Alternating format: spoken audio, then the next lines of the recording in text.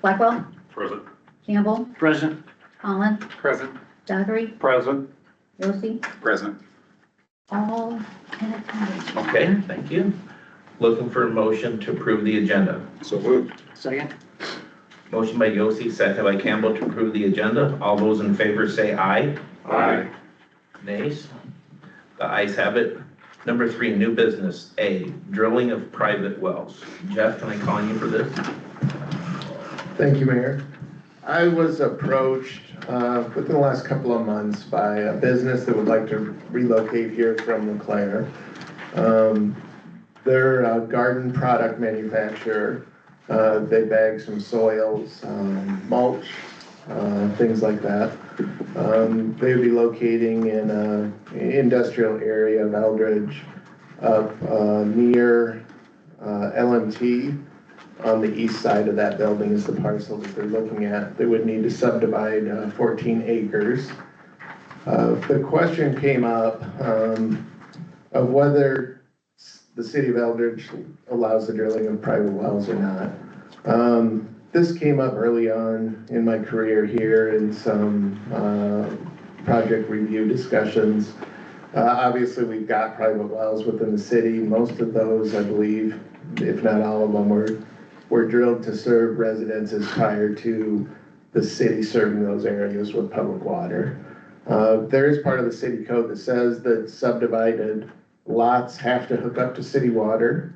This company would like to hook up to the city water to supply their building, their bathrooms, their sinks, that type of thing.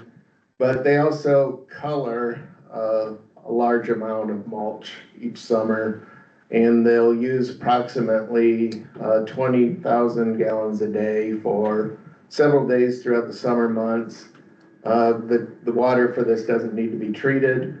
They currently, where they're located, aren't required to use city water for that. They're asking if they could drill a well for those purposes. City code doesn't address this at all. I did reach out to Davenport and Bettendorf. I searched Bettendorf and Davenport's website for this. Couldn't find any more information than we have in our current code. The lots have to connect to a public water source, but private wells weren't addressed.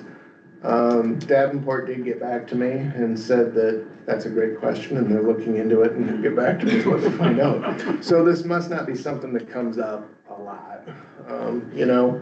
So I'm waiting to hear back from them. In the meantime, this business does have some offers in. You know, it has considered some other properties, could possibly make an offer on some other properties outside of Eldridge.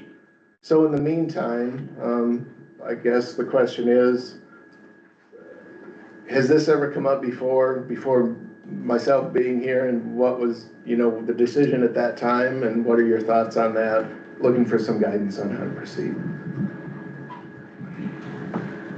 It has come up before. The last one I can remember was in the last 10 years, it was the high school.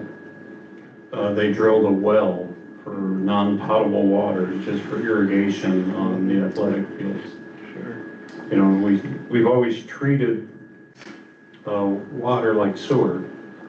You know, if you're within 200 foot of it, you have to hook up. But yes, there are some wells.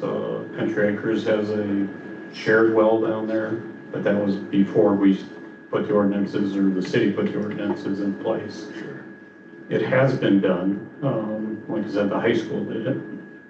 Scott, do you remember what year that was? Yeah. Oh man, that's probably 15 years ago. It's been a while, but they drilled the well, and there was a lot of discussions between them and the utility board, which you might be able to go back in their minutes and see that. So I'm open to discuss this,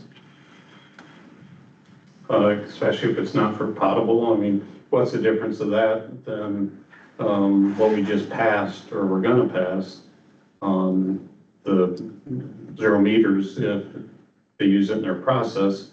You know, this might be a little different. I don't know where they're gonna spray, if it's gonna be outside, or we have to manage the runoff, any of that, but we can have all those discussions. What would be the downside, Jeff? Can you think of anything? Well, the water utility wouldn't be able to sell them this 20,000 gallons of water a day in the summer. But again, that's outside of their budget, to pay for that. They were sent the rates and they crunched those numbers. It wouldn't be affordable to them when they could locate somewhere else and not have to pay that cost. I don't think we're really in a danger of, of having everybody want to drill wells, because most people are gonna want treated water. If you're making antifreeze, if you're even making cement, you're not gonna want to dump, groundwater in there. You're gonna want clean water that's measurable, that's gonna create the product that you want. In this case, they're just using it to dye a product, so it doesn't matter to them. So that's the only downside is, the water company will lose out for that sale, but the city will gain a new business, will pay property taxes. I have informed this company, this isn't on the specifically listed as a permitted use, in any of our districts, garden, this type of product. So I did let them know that they would need to go to Board of Adjustment and seek a use on review in order for this to even be approved. But assuming it was, then they would like to proceed to drill the well. And they, no problem hooking up to city water for their building and their bathrooms, their sinks, whatever else they've got inside. But for this particular process, for this particular product, they don't need treated water, so. I think it's a no-brainer. We're talking about new infrastructure, all land that's gonna get developed and have a tax income from it. The fact that they're hooking up to the services for building and potable water, I think this is a no-brainer. This is something that we do to bring companies from outside the Eldridge area into town. From what we heard, I would agree. I don't see a reason why we need to discuss it too much until we get into the particulars later. Yeah, we'll just have, I would rather have that process with the dye separate than our city service. You can put backflow preventers and everything on it, but there's always that risk. I don't want that tied into our potable water. So, maybe we can look at things case by case and just not leave a wide open door. We need some consistency with developments like we always have had. If you're within 200 foot, you gotta put it in. We've always held to that too, that you have to run the main to the opposite end of your property so the next guy can hook up for a reason. Sure, and we've had some of those discussions that, some type of street extension is gonna be required there, whether that's a through street or whether that's a cul-de-sac, that's, something the planning commission needs to take a look at, at that point, they'll have to submit a final plat to subdivide this, because they're taking the top 14, northernmost 14 acres of this 40-acre parcel is what they're looking at. I believe it's Leonard Street or something that goes through there that something would need to be done with. But if you're okay, I'll let them know it's okay to go to the next step, which I think would be Board of Adjustment at this point. Just making sure they can get approval to even use this use there and then go on to the Planning and Zoning Commission. We will need to know how they're gonna manage their stormwater runoff too. What kind of a catch structure they're gonna build there. Sure, and that'd all be part of the development. And they're currently doing this, as I understand it, already in LeClaire. They're simply moving to a larger location here. I had one of the same thoughts as Councilman Dockery regarding runoff. I'm open to the idea of possibly drilling to use the own water, but if we could look at continuing it with that. And the operation you mentioned is in LeClaire there. Is that the same outfit who is currently leasing land at the old cat plant? It is. Okay, with that. What are they currently doing regarding the dye and wind-driven residual? Years past, I didn't notice it last year, but I didn't do much travel down there, but prior years when it snowed, there was portions of that, both sides of First Street that looked black from the dye traveling. Is there any guarantee to contain that so it's not spreading to other businesses or within town on very windy days? Yeah, and I haven't gotten into the specifics of that with them much at this point. But yeah, that would be part of the process moving forward that we go through with any business. I'm sure this is regulated in some shape or form. I know the drilling of the well, of course, would be heavily regulated by the DNR. As far as the other processes, I don't know if they require any permitting or not. This could be totally non-toxic stuff, I don't I know. believe it is. So, you know, we need to get more information. And again, we've got, you know, the Board of Adjustment and the Planning and Zoning Commission are set up, you know, for those purposes, so. I think that'd be the next step, if you guys are okay with the well part of it, that we just proceed and We can explore it. see what happens. Thanks, Jeff. Yep, let's just get more information before we can make a good decision. And especially with the firemen in here tonight, remember that stuff's very combustible, and we did have a fire there once. And it was very hard to put that out for days, And it stunk for a whole month. and it stunk for over a month. Yes, sir. I would pass a message along, we're not opposed to it, but there's a lot of boxes we'd have to check off first. Thank you, continue the conversation. Thank you, Jeff. Thank you, council. We'll move on to 3B, Fifth Street Improvement Project discussion. Zach, I'll call on you. Thank you, Mayor. So we were requested to take a look at South Fifth Street by the elementary and middle school. We met with the school district and city a few months ago just to look at options for trying to limit basically at pickup time, cars kind of driving on the grass and in the median area and whatnot, and see what options we had for that. So those were a couple of the exhibits that were in the packet today. One of them was obviously a more long-term expensive solution, which would be fully widening the road to a larger 39-foot wide section. Right now it's just a standard 31-foot road, that same as like any residential area. So really when there's cars parked on both sides, there's not enough room for two lanes of traffic to go through. So that option mainly because the road is not in great condition, and we know the utilities under the road are not, talking to city staff, in great condition. They've had water main breaks along that stretch in years past. So I think kind of the long-term solution would be a replacement of kind of the road and the utilities underneath.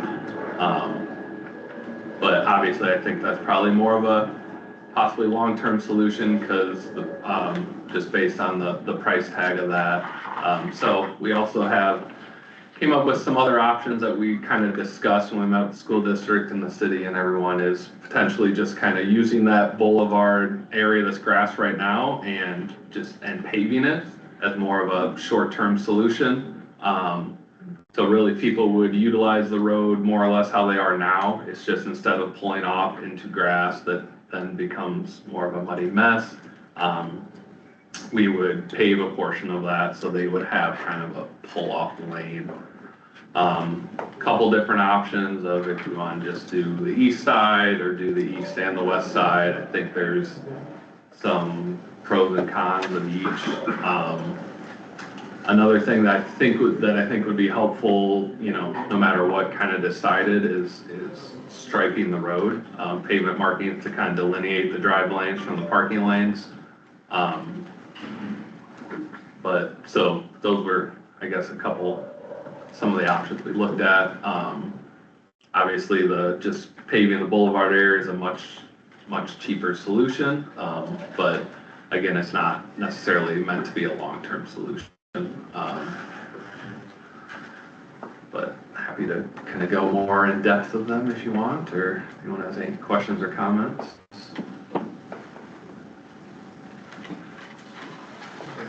Zach, with the long-term solution, that would also incorporate the underground infrastructure, correct?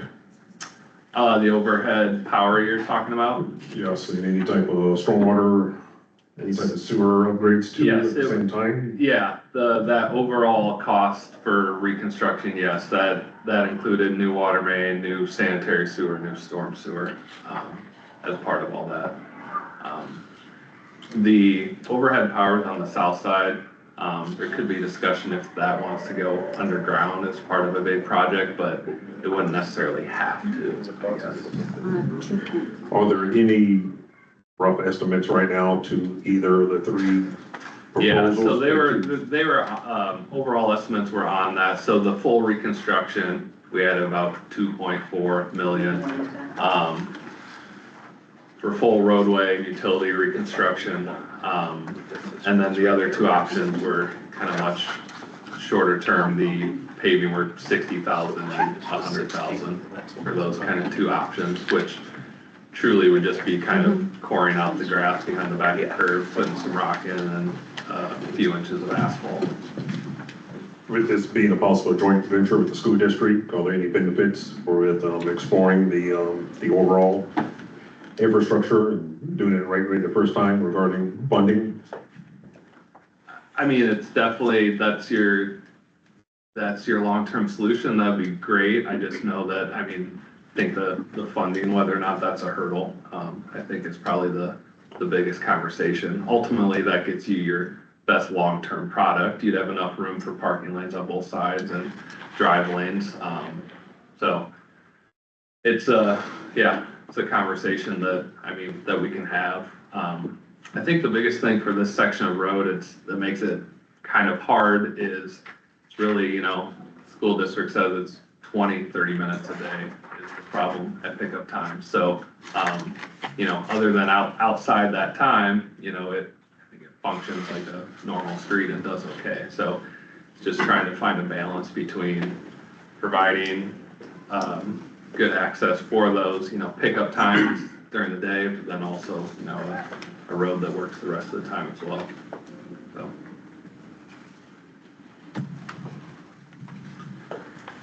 Knowing that the ultimate end fix here is doing the proper work to the project infrastructure and everything at over 2 million, I think it would be something that could buy time until that project landed on the CIP budget where it needed to be, in line with the other projects that need done.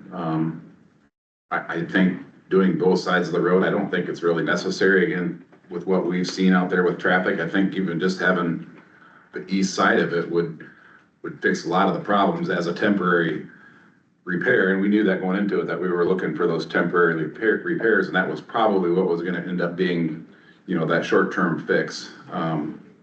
Honestly, I'm not unhappy with the price of doing one side at 60,000. That might cost us a little bit. Is there gonna be some utility poles and such to move though to do that? Utility poles are on the other side of the sidewalk, so there really shouldn't be, and that just assumed that the sidewalk would stay as it is too, so it truly is just in that, so it's about 8 feet right now from the curb to the sidewalk, give or take. It's a little bit wider in some spots, a little bit narrow, but it's about 8 feet in there, so it truly would just be kind of in that kind of 8-foot boulevard stretch that pricing was for. So we're looking at just that smooth asphalt, no curb, so basically we're separating it with that grass buffer. Yeah, oh yeah, yep, on the east side, correct, there would be no, yes, Because we had concerns of, if we went right up to the sidewalk, then how do we separate Yeah. those two for safety reasons, so that would eliminate that. And does that 60,000 include striping, or is that something we could do ourselves? there is some money in there for the striping as well, city could do that themselves if they wanted to as well, and certainly save a little bit, but yeah, that's why I right, this option isn't showing paving all the way to the sidewalk, cause yeah, we talked about, I think it's important to keep just at least some type of buffer in there between the sidewalk and the parking lane, just because, we'll have a number of kids using that. I think if this option was used, I think it'd be a good idea as well to make the east side no parking except for during like pickup times, because then that would truly become more of a pickup lane and not really anything that people would use for any long-term parking, because especially like the roadway curb would still be there. Like that's not gonna, that wouldn't go away as part of this, so I don't think we really would want people utilizing this for, you know, like overnight, long-term parking. I think we, you know, you want this to really just be for come pick up your kid and then, you know, get off the street so traffic can go through. Yep. Did you consider the Friday night football games with Yeah, this so I or think, any yeah, I other think you could make the activities? signage something along the lines of like school events or something like that. So yes, so for like football games and stuff, yeah, you would see cars kind of utilizing this as well. With that in mind, if we're not ready to do it right, which we should be, I've been advocating about that we're just, you seem like we're always piecing things together as a city instead of doing it the right way the first time. If we have to do it that way, I would highly advise us to concrete or pave both sides, knowing the fact that you do have football games, you have other events at White, at the junior high, which are shared, you have the Special Olympics every year. There's activities where people's going to park, and they're going to park there, and it's still gonna tear up the turf. So if we're gonna do this, we need to consider that. You know? So, and look at the scope of everything, so. Yeah. So I guess if we did the paving the east side, kind of as that option shows, then theoretically you'd have enough width in your road, so the parking on the west side would stay on the street, so they shouldn't have to utilize the grass anymore, and then the east side would use kind of that paved pull-off area for parking. Is the overall thought, at least. Waiting for me, aren't you?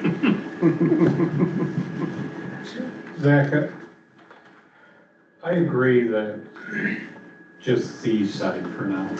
I think that's the best option as well. The trouble I have with doing this, if you look at that drawing right there, we're gonna add, what, 4 foot of the 8 foot of the. 6 feet, yep. Into paved structure. Okay, in the wintertime, where does the snow go?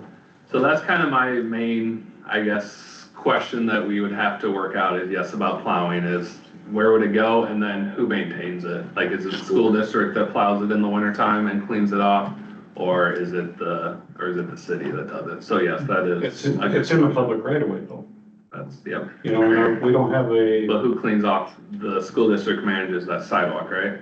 well, the sidewalk's gonna be full of snow with only a couple feet. I still think the sidewalk needs to be pushed back to give us some snow storage area along there. Both, you know, short term and then long term. We're gonna probably end up, because of the school and the parking there, long term, looking at probably a minimum 41 foot back-to-back street through there. Yeah, so I'm showing 39 for the full reconstruction, which is really like the narrowest you would want to go. 41 would make it a lot more comfortable if we could. So yeah, I agree, you know, we could look at shifting the sidewalk as well if we want to do, I guess the biggest question would be, how long would this option be in use for? Would be the real thing. You know, are we trying to just get by for 5 more years, or is this like a, you know, 10-year thing? And if that's the case, then I'm with you where it probably makes sense to shift the sidewalk and whatnot. I guess if we shift the sidewalk farther east, then we just would have to get some right away from the school district, which I'm sure wouldn't be an issue, but. No, I truly think we need to push that sidewalk back. You know, determine the level, if we did the whole thing where that sidewalk would be, then a hard enough ground to put it in now. Because right now with the rollover curb, that being 6 foot wide, we don't have a snowplow that small. I mean, most of our trucks got 8.5, 9 foot, or pickups, blades on them. And keep in mind, that's gonna take a bigger truck, because all the snow from the main portion of the road is gonna be shoved up against that. So if we can't find a way to have snow storage, might as well figure November to March, that's not gonna be usable, that parking area. So you've got 4 or 5 months there, it's not used 2.5 months in the summertime. we're looking at over a half a year that if we do this, it's really not gonna be utilized without pushing that sidewalk back. But then you had with the poles, all right, is that gonna be a big expense? Well, if we look long-term, think about improving that, the pole's gonna have to be moved anyways. Right. So it'd be cheaper to move them today than it would be in 10 years or 15 years. That's what I'm saying, that he can draw or calculate in where the back of the new right-of-way should be, and we can acquire that now, and it's less of a fight for future councils. Yeah, and then we could decide if it'd be easier to move those poles or to take them underground, because I know there's been talk with the city about that as well. Well, really, all you have to do is put the sidewalk on the other side of the poles. You could, yeah. Where are you missing cost savings with 10 years down the line? I know it's costs more upfront to do a long-term version of it, but you got 10, 15 years down the line, all these items are gonna go up too. So we're talking about widening and moving the sidewalk and moving the utilities. It's probably best for us to look at that and work closely with the school district and see what funding we have. And again, do it right the first time to save the taxpayers money in the long run. And I hope it's not 10 or 15 years down the road. I don't know that it's gonna last that long from what we had discussions about. But going back to the conversations with the school district, they had talked about some monetary partnership to some degree, and we did talk about moving the sidewalk over. And I think there was even discussion that they would look at making it a wider path also, like they have on the rest of their sidewalks, because then it fits their machinery better for cleaning snow and that. So I think before we get stuck on one idea or another, I think we need to get back at the table with the school district and see what they're willing to participate with this, financially, because at the end of the day, I know we've got some traffic issues on that street, but 95% of these issues are because of the school district's needs. And I know it's only so many minutes per day and, football games, so it's not a great deal, but it still needs handled, and I'd still like to see their involvement in this. So if we can work on that partnership, I think this is the project to start at. I agree, they could give us the right of way and pay for the sidewalk going up through there. There was actually talks about something similar to that. Because at the end of the day, this is $2.5 million. We're looking those same numbers for Leclerc Road. Right. I'd say within the next 5 to 7 years, Buttermilk Road's gonna have to be resurfaced, the shape that's in. I said it during our budget hearing, we only have one pie. How are we gonna slice it up? Zach, I was in previous meetings before that last one. I wasn't able to come to that one, but something else that was talked about was just tearing out the grass completely to the sidewalk, and whatever your number is, that you said it's about 8 feet. Would it be legal and safe then to just paint a marking on the edge of the blacktop where it butts up against the sidewalk as a 5-year fix, so we can plan and save accordingly, and the school can work on their budget to do the big project? But one of the ideas was talked about tearing all the grass out and blacktopping up the sidewalk and painting a stripe, but there was no, you guys weren't there was no safety factor, just instead of the blacktop being cement being that, but painting a stripe there where the blacktop met the cement. Yeah, I guess as far as, I don't know that there's a code reason that said you couldn't do it. I guess I'd probably be a little hesitant just to have your parking lane just directly butting right up against a sidewalk that will see a lot of pedestrian traffic at the same time of day where we'll be seeing a lot of vehicle traffic. So, yeah, I guess I'd probably be hesitant on that and would not be probably my preferred option, I would say. Well, keep in mind, South Fifth Street, when that goes further south, it connects into Lincoln Road. South Fifth Street's gonna be utilized a lot more than it is now. I mean, you've got the one little jog on Pinehurst, but otherwise it's a straight shot from Lincoln Road to Leclerc Road.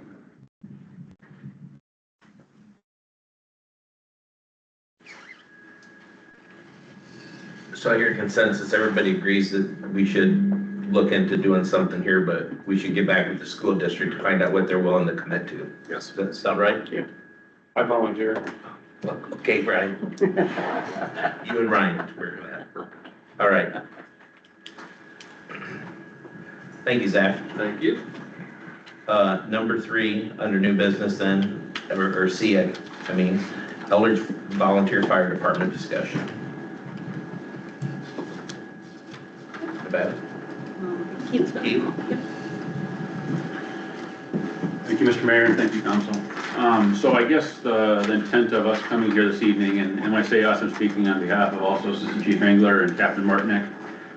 We have been selected as the committee to pursue this endeavor with the city and bring it further forward.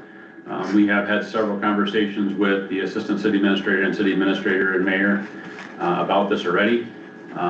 We had come to the council already came to the administration 4 years ago to start talking about this. And if some of you that were part of that will remember this, as we had originally talked about maybe just an administrator part-time at the fire department. And after review and after discussion with the finance committee saying that the budget needed to be closed and we couldn't look at it this time, we went back to our drawing board, we looked at what we had going on and realized that what we were needing was way more than that. Our call volume has grown substantially in the last 5 years, to the point that we as the members are now saying that it's to a point that something needs to change. And we believe that change is that this department probably should transfer to a city entity. And in part of that, this department also needs someone in station full-time. We're to the point we need someone 40 hours a week, 5 days a week, not only to offset the responses to our calls, but also to take care of the administrative side. Several of us are not only responding to the calls like we're talking about, but we are also doing the administrative stuff, which is putting a huge tax on all of us at the department level. I'm not going to carry on a whole lot about what those details are. We're going to need to get those into the weeds a little bit more at a future meeting. But there's reporting, there's maintenance, there's upkeep, there's scheduling, and then the big thing is of having people to respond to those calls. We are responding to twice as many calls today with a third less people than we were 4 years ago. And that's taking people away from their day-to-day jobs in their homes. It's taking them away from their families, and the recruitment is a key. Several ideas have been suggested, several from this council as well, we should recruit. That all sounds good. This person would be the ideal person to start managing that. We have done the recruiting we can. We reached out through a mailer to all of our citizens in this community. We received a 0 feedback, okay? So, I guess I'd like to open it up to your questions you may have about what we're looking for, why we're looking for it. You heard in a previous committee of the whole, I believe, or meeting that we did work with Jeff. We do have a job description tentatively wrote for this job. I just would like to say that this is not really a want anymore. To use the famous verbiage of this council, it's not a wish list thing. This is a need today. It was a need 6 months ago. We have gone out through federal grant funding and did receive some funding to offset the cost of this person. We don't know where that's going to stand with the current administration in the White House, since all grant funding has been ceased at this given moment. And early reports are that FEMA will not exist at the end of this year. So we don't know where those dollars flow or how they will flow or if they will continue to flow coming in. But we can't answer that question as far as that goes, and we'd like to work more collectively with the city. We'd like to get more in depth with the Public Safety Committee and the city administrator, assistant city administrator, and the mayor, whoever wants to be part of that, to ensure this happens sooner than later. So, are there questions of the council, mayor, Mr. Mayor, administration that you have that we might be able to help answer today? Yes, sir, Mr. Dockery. You can call me Brian. I'll refer you to Mr. Dockery. Thank you. First of all, thanks to you guys for doing what you do. You know, I'm around a little bit once in a while, major stuff, but thanks for doing what you do. What I don't know is local senator just proposed legislation that made it out of committee about demanding the state fire marshal look at consolidation of all these departments. I don't know where that's at. Do you have any more from your chief's meeting, any more insight on that? I do, thanks for asking. So at our last Fire Chiefs Association meeting in the county, we did come together as a group. We are drafting letters to the senator and to the administration with regards to that. As far as it did pass out of subcommittee on March 31st, so it did move forward. We just feel personally on the east side of the state, it's not going to gain traction. There's so much opposition to it. I know that there's been also some discussion that was really stemmed around countywide fire response and evaluating that. And I know there's been some administration talk. I haven't been privy to that, but I've been told through some other avenues that the local administrators had discussions about countywide fire. So I don't know where they are on their discussion, but in the big picture, I think several council members here have said that everything in government moves at super slow or snail's pace. We don't have 5 years to wait around to see where that stuff's gonna go. My understanding is that study is gonna be, I believe, complete by next July of 26. That's what the proposition And was. the conversations that I've had, and I had a little bit of discussion with Webster via text. He was supposed to call me, and I haven't been in contact with him yet, but their thoughts are that this is possibly coming sooner than they initially thought. But again, I think there's too many unknowns. Is that a timeline of 3 years, 5 years? And, you know, our discussion, you had mentioned that, you know, you can't wait 5 years, and I understand it. I guess, you know, my thoughts are we get together outside of this and we have that public safety meeting so where we can sit with you and your board and then we can talk about ideas of how we look at progressing forward with this. And when we do that, we set timelines on those meetings and then we have expectations. You know what to expect from us. We're going to give you a list of what we want from you. And we move the ball that way. We'd be more than happy to entertain those meetings. And I think we need to expedite those meetings, and I don't think it should just be the public safety, I think the entire council should be part of that, and as many as you guys want to be a part of that as well. I mean, there's three of us here that have spent a lot of years in the department, so we know what it's like and what you're going through to an extent. We weren't there as busy as you guys are now, but we need to fast track this now, and so I think those discussions have to start right away. I appreciate that comment, Councilman Tom. Keith, have you know, when I hear the calls, you're probably running 100 calls a year to Grand Haven. You're probably running, Pretty close. you're probably running 70 calls to Long Grove's calls because they won't answer respond. Is there anything we can do? I don't know in Davenport and Bettendorf how often they go to care facilities, just on certain calls, or? They use a priority dispatch so that they don't get exhausted and taxed out by doing that, so they're available for the true EMS calls. That doesn't mean they don't still go to those facilities, they just reduce the number of times they go and what reason they go. So I'm sure you guys, do you have some priority dispatching? We all have the same priority dispatch in Scott County. There's only a few minor differences between what they call metro and rural, and actually Bettendorf is included in our rural cards as well, because they have a rural fire district that they cover. So Bettendorf and the county, or all the rural, or all the volunteer agencies, all work off of the same priority dispatch card. Davenport does have some slightly different ones, but they still respond to assisted living facilities. Do you guys respond to lift assists? We do.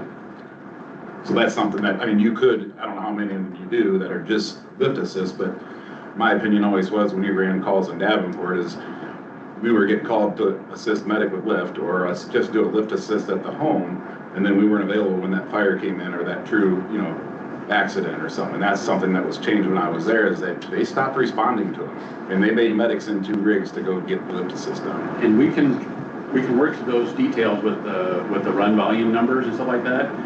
But right now, we go to lift assist because our medic ambulance, which is now countywide ambulance, is in Davenport running 911 calls, and they leave our rural areas uncovered for a duration of time. Which is another problem.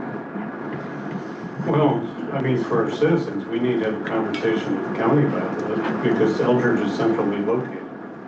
You know, when medic first came out here, there was a promise that they would house it. Well, they used to house it in the fire department. But then when they built the building, they were always gonna house a crew out here, and they bought the four-wheel drive ambulance that was supposed to be out here. It didn't last long. Now that the county controls it, I wonder if we can, as a body, talk to the county and say, it's important for our residents in surrounding towns to maintain an ambulance in Elbridge. Because they're looking at taxing authority for medic ambulance. So they have the funds. Those conversations, like you're talking about, Mr. Dockery, have been expressed to high levels from the farther out rural agencies, the Dixons, the Donahues, the McCausland areas, because of the response time, even from Eldridge, let alone if they get pulled into the metro area to run calls. We have expressed our frustration as an agency to them that we, in the rural areas, specifically talking about Eldridge, we run what's considered a BLS service, or basic life support service. All of the Davenport fire trucks are ALS, or advanced life support services. Now, all of our fire agencies in Scott County are non-transport agencies, but they will still pull an ambulance into Davenport to stage at the Quick Star by Menards to wait for a 911 call. Nothing's changed. Nothing has changed. Okay, so also I'm saying, I don't know if it'll work or not, but maybe this body representing the town of Elkridge might have a little bit more pull with the county on trying to get a resolution on some of that. I don't know if they'll listen to us or if they'll tell us to jump off the bridge. I don't have an answer or feel for that, but it's one of those that doesn't hurt to ask, because if we do have an ambulance out here all the time, it'll tremendously help you guys. It will decrease numbers, but at the end of the day, it won't make enough of a difference so that our need is still there to take over this responsibility. No, I'm not shedding the need. I'm just saying, you know, regardless if it's today or 3 years from now, that still needs to be addressed with ambulance service out here for our residents.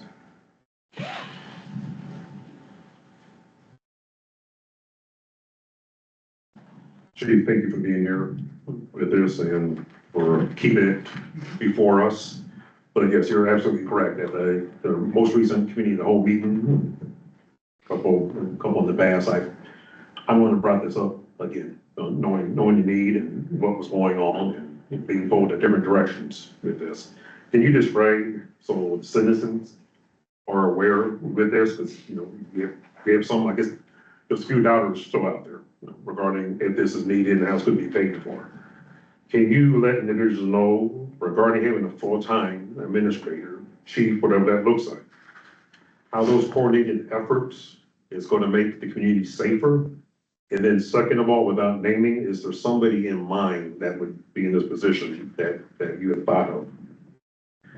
So kind of a broad answer to your question there, Councilman Blackwell, is that the citizens will be safer in the aspect that someone will be at the station guaranteed during the day is what I'm gonna have to say. It will also make for individuals more willing to respond when they're not being overburdened, taking care of those administrative roles. So they may retain their membership to the department or their service to the department longer. It's mostly going to benefit the citizens of Eldridge through their tax dollars. Recruitment is difficult. If there's a magic glass ball to help figure it out, I'd love to know where that's at. But we're down to 16 members. And 16 members at our department to run projected at 900 calls this year puts a pretty heavy burden. And of those 900 calls, there's essentially a third of those people that respond to those, okay? The vast majority of them. So the burnout is gonna happen. They're going to be tired of it and their families come first. It's what we always say is family comes first at home. This is a volunteer entity. And so the longer we can take the load off of the individuals that are currently members and those that hopefully will become members in the future, the longer the council will be able to avoid having to staff the fire station. Thank you. And do you have anybody in mind that's a good fit for the position without naming anything or? I think the department will have a recommendation when it comes to that point, as long as the discussions go as we're discussing or talking about it. Thank you, Chief. You bet. At some point in time, I don't know the time frame because I don't have that crystal ball either, when that becomes a city department. You know, I can't even tell you what year. We're gonna have discussions with the county on how they treat the Fire District 3. I mean, I completely agree with you. And what I will come back with is that it occurs in several other cities that already have fire departments, that they have a benefited fire district. So I don't think that's gonna be a challenge. It'd be a great discussion to start having with the county supervisors. And again, if we can look forward, this person being hired might be that person that would help facilitate or work through those steps. I personally think you guys deserve a portion of Long Grove's tax dollars for running their calls all the time. You know, we can say that, but in the big picture, our 2018 mutual aid agreements we have with all the other entities, we've had several large fires. I know ours don't, a number of call responses don't exceed theirs, but we've had several other entities come to our town for large fires. And, you know, we're happy to help them out when needed, but we would also love to help get people into their communities. One of the ways we've tried to do that already is through the Explorer program. And so those that know about that, that's our high school program. We recruited people into those departments. So hopefully we can continue that. Eldridge has kind of become the backbone or the centerpiece of that Explorer program. And we look forward to keeping that in the works to try to develop people in the fire science industry. To kind of reiterate, you know, you answered Adrian's question, and basically what he's saying is, and correct me if I'm wrong, but what's it take, a half hour actually to do a report? Our average response for a call, you know, page out to getting back to home, if you will, is your ballpark is 45 minutes. But to do the actual administrative side of the paper? Yes, you're 20 to 30 minutes. So if you leave work or you leave your house and they had an administrative member that could do the paperwork, your time there is a lot less each time you go there, which is gonna help with the burnout.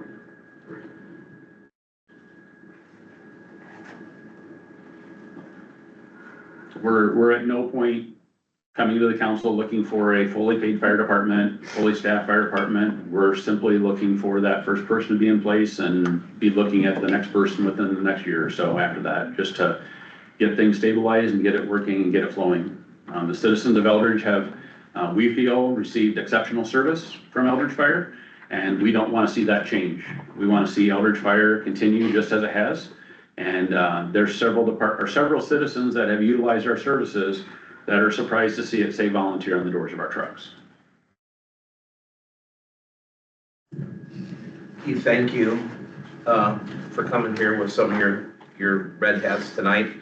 And I think you answered your question. You wanted to know if anybody had any questions about what you guys wanted, but I believe what those last comments you made there kind of cleared up what some of us wondered, like if you were thinking this was gonna be a small version of the Davenport, completely city-owned, completely paid, all that, or if you truly wanted like a paid chief or an administrator. And it looks like you just explained that you're looking for a paid administrator chief to do more of the paperwork, to be there through the day, and not necessarily a full paid fire department at this point in time. Very much correct. Keith, we also, in our budget that we haven't approved yet, we also stuck another 40,000 dedicated towards capital improvements at the fire department this year. So once another 2 weeks, when we finally approve our budget, that 40,000's in there too. You know, you're getting the 60,000 from the gas tax. So we're trying to keep you funded. We know we need help. We have researched things. One of the challenges we'll have to work our way through is if there's a full-time person there, insurance. They almost have to be a city employee to be on insurance. Now, I don't know if our insurance carrier is real keen on that idea. We have to research if there could be some other carrier that might allow that. I know in some of our conversations we have administration, you guys had sought some opinions or suggestions from, I believe, legal representation, saying that they didn't encourage you to hire a full-time person unless it was a city department. We have had discussions with our department, our membership, and we are totally fine if we want to transition this to a city department tomorrow.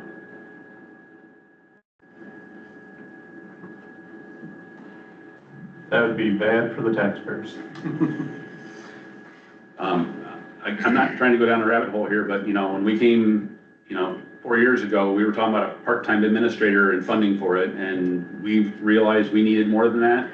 And, you know, with our expression of need, then it came back that, you know, it was not advised on the council side to hire somebody in the fire station, and that they wanted to be a city department, so we've I got a vote of confidence from our members to represent the department here to, again, transition it. If that's what the city has requested, transition it.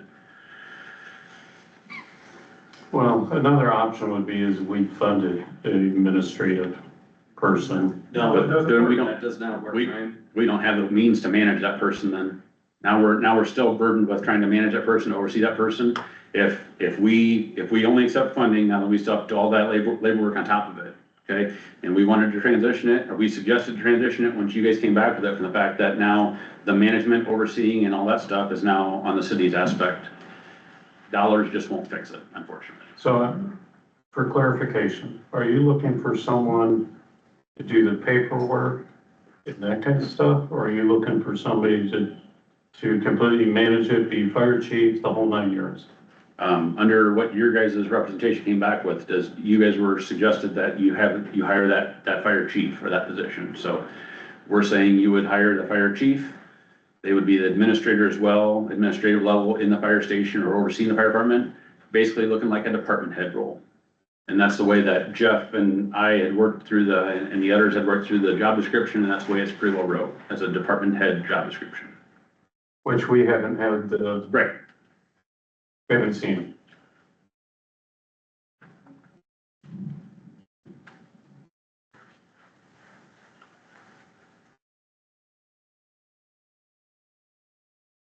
I guess from the city side, maybe we can check to see if there's another insurance carrier. That seems to be the biggest hiccup, is providing insurance, other than our normal insurance carrier. So, I mean, I think at this point, you probably need to schedule another meeting. Right. City attorney and Yeah, insurance get agent and get the city what we are attorney, legally able yeah, to do. Well, insurance. get all those people in the same room and ask them. Nevada, will you share that job description with the council so we can review that before next meeting, and then, I suppose come up with a list of things that we're gonna need? Do you wanna do that list and have them bring it to the meeting, or give them that list at the meeting and then schedule another meeting at that point? I think whichever way the council wants to direct that, we can put a list together and I can gather questions from everybody that, make sure we've got everything covered and send it out, or we can put it together and have that discussion at the next public meeting with the attorney and insurance agent there to answer some of those questions. I know those are some of the biggest questions on technicalities, what we're even legally able to do as far as hiring a full-time person if it's not a city department. And the insurance portion of that. So, I mean, I think we can get them a list of questions ahead of time. If there's any issue with gathering that together, or we can put it together and have that full discussion in the public meeting. Would it be possible to have a liaison for the city at the fire department, just so it happens to be the chief and administrator? You clarify what you mean a liaison there, A liaison from the city to the fire department employed by the city. You just happen to be the fire chief and administrator. Oh, we already asked that question though, and we were told no by council. Maybe we Because should get, we tried to already sort that out, Brian, we tried, and council told us no. have we asked an opinion from another legal representative? But I don't think the question is whether we want to transition it. We want to transition it. Well, it would be a city department. It just may not be tomorrow, next week, but, I mean, hire the person for the department that doesn't exist today, technically, in the city. I mean, we've agreed to transition it. We've got to do it in order to maintain it. Yeah, we gotta figure out how we can do it similar like Bettendorf did years ago. They hired a police chief, then they started adding members. Yeah, like I said, this would be a new city department, we hired the department head for it. And then we work out, I mean, that's, the lawyers could figure out the details, how to transfer the assets, that's the easy part. Well, the Getting that person hired is the key here. Getting that job posted, getting that person hired sooner than later is the key here. You know, like I say, we've got the vote of the department to transition it. Okay. Representing the department, let's get it done. The transfer of the assets are defined by the statute on how that goes. Right, again, that's the simple part of it, right? Getting this person hired is the piece we need to get done first. That person now has got 40 hours a week to manage the transition of whatever it's gonna take to get it done. And deal with all these ideas of how we're gonna recruit, how we're gonna do this and how we're gonna do all those things. That's what this person's gonna do. And they're gonna figure out, when do they need the next person? That's their problem to deal with. And the rest of us that are responding to calls can respond to calls and not worry, have to take on that burden of all that stuff. Yeah, I don't disagree with you, Dave. I just don't know how to make it happen. Yeah. When's the next meeting is my only question. And the chief have to happen together. We can't Our hire. city council and meeting then is work 2 on weeks. transition. Right. But we want to set up a committee of the whole. But yeah, we need to keep. Let's set something tonight if we can. Let's set a date tonight if we can. Council?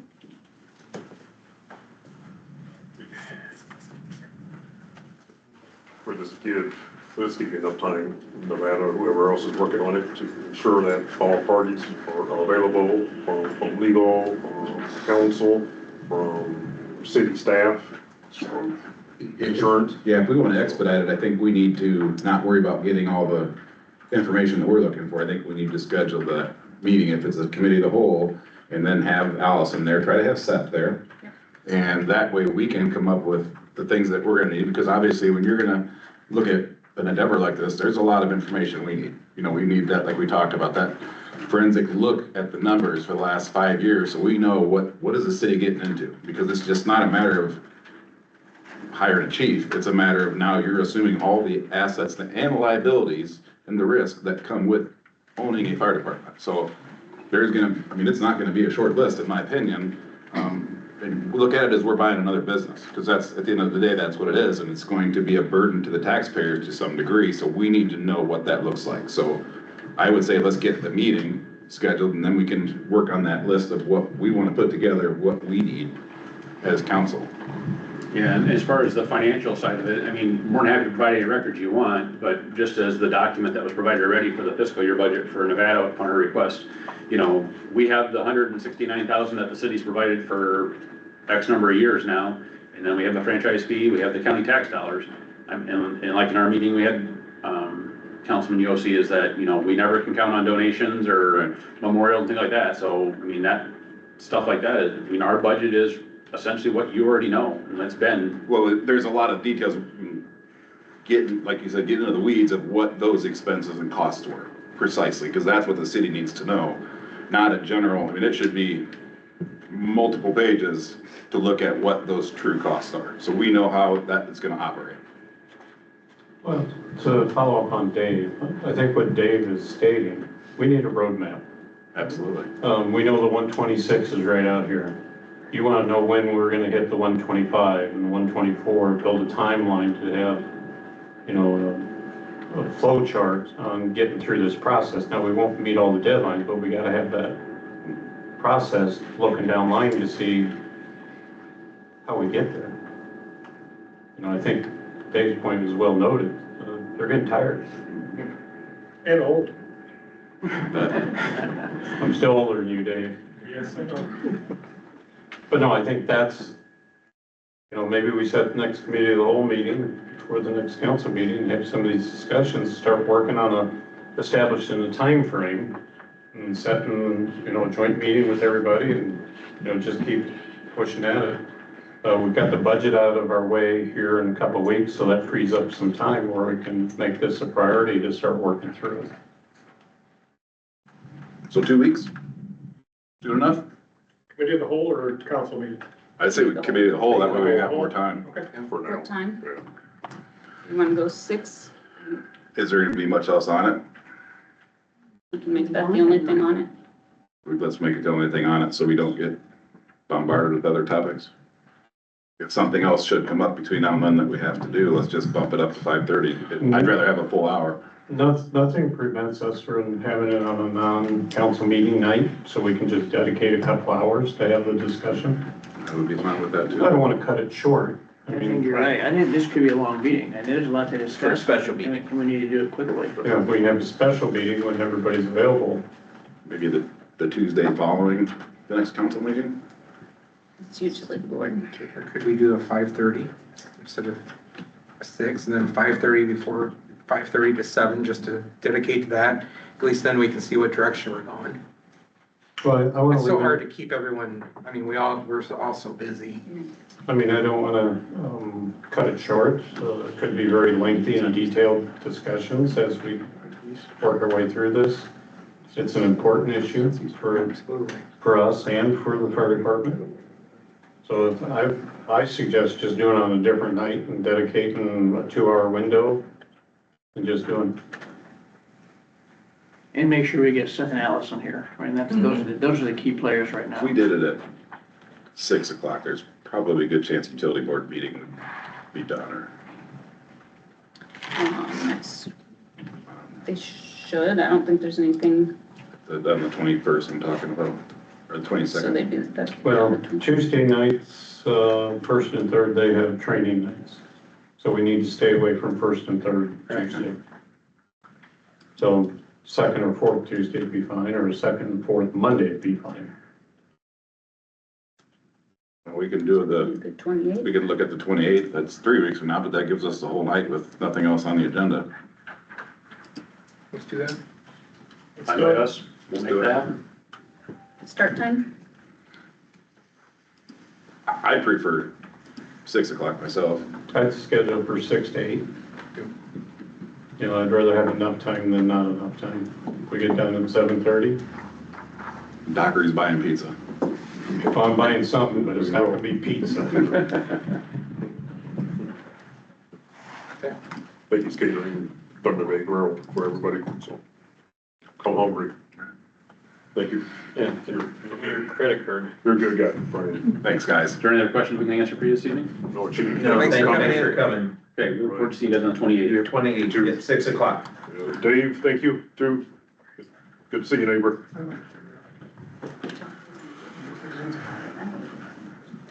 Brian, I understand there's some kids here that want to sing tonight. Well, guys, you guys missed the council meeting, so you have to come back in two weeks, sorry. No. Please adjourn. He's fooling you guys from the government class. Just so you know, you picked the worst night to come. We have a real long agenda tonight, and I know the NCAA championship's on tonight. We're gonna try to get you home before that game's over.